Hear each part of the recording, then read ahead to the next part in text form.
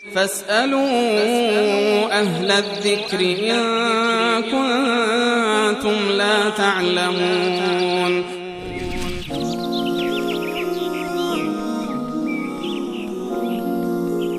سوال بعدی بیننده عزیزی چهارشنبه اخیرشون 6011 پرسیدن که استفاده از قرص‌های افزایش قد جایز است یا نه و نوشتن که قد ایشون 1.69 سانتی هست. خواهش میکنم زود جواب بدید، با تشکر. بله، مواردی که به عنوان یک در واقع عیب محسوب میشن در جامعه یا به عنوان یک بیماری هستند و با دارو قابل مداوا هستند، از نظر شرعی هیچ گونه اشکالی نداره. میتونند که به اصطلاح این داروها را استفاده بکنند در صورتی که یک ضرر دیگری رو در پی نداشته باشه. زیرا یک قاعده کلی ما داریم در شریعت اسلامی که لا ضرر ولا ضرار فی الاسلام.